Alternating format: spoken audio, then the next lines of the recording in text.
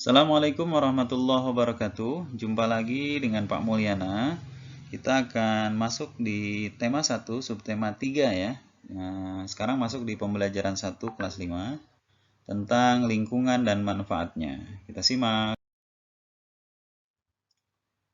Kegiatan pembelajaran menemukan dan menentukan ide pokok setiap paragraf dalam bacaan, lalu mengembangkan ide pokok menjadi sebuah paragraf.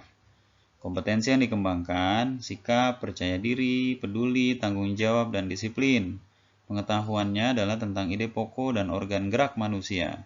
Keterampilan yang diharapkan kalian mampu menentukan ide pokok bacaan, menulis, dan mengembangkan ide pokok menjadi paragraf. Pemetaan kompetensi dasar yang ada adalah muatan ilmu pengetahuan alam atau IPA dan juga muatan bahasa Indonesia. Nah, tujuan pembelajarannya yang pertama, dengan kegiatan membaca, siswa dapat menentukan ide pokok setiap paragraf dalam bacaan secara percaya diri.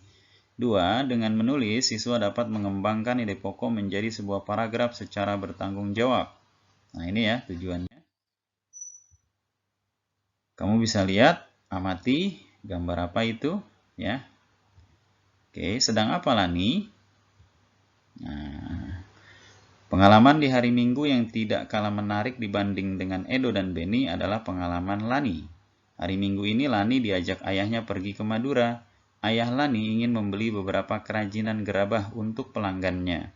Seperti kita ketahui bersama bahwa Madura merupakan salah satu daerah penghasil kerajinan gerabah yang berkualitas tinggi. Sepanjang perjalanan menuju tempat produksi gerabah, Lani sibuk mengamati sekelilingnya. Lani takjub melihat potensi alam yang ada di Madura. Lani juga begitu kagum akan orang-orangnya. Mereka pekerja keras. Mereka juga pandai memanfaatkan potensi alam yang ada di sekitarnya. Mereka bekerja keras dari pagi hingga sore, tak kenal lelah meski harus berkubang dengan tanah, menggali dan mengumpulkan tanah liat untuk dijadikan bahan pembuatan gerabah. Nah, ini ada teks gerabah dari Pulau Madura. Kalian simak, baca setiap paragrafnya, kemudian temukan ide pokoknya ya di paragraf 1, 2, 3 dan seterusnya. Karena Madura terkenal dengan kota gerabah yang berkualitas. Ya. Ini lanjutannya. Temukan lagi ide pokoknya dan tentukan. Lanjutkan ya. Ada beberapa alat umum seperti cangkul, linggis, ember, dan ada juga alat khususnya yang memang memakai bahasa Madura. Panombuk, panempa, pangorek, panyabungan, pangelet, pangajakan, pangabuan, panom. Khas ya, alat-alat yang dipakai untuk membuat gerabah dari Madura. Ini juga ya contoh gambar alat-alat khasnya. Dan ada teks yang kamu perlu cermati tahapan ya atau proses pembuatan gerabah kalian.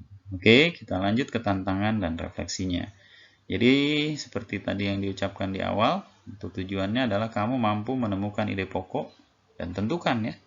Yang kedua, kembangkan satu ide pokok saja. Kamu pilih dari bacaan yang tadi kamu temukan mana yang paling menarik, paragraf mana yang menurut kamu paling menantang.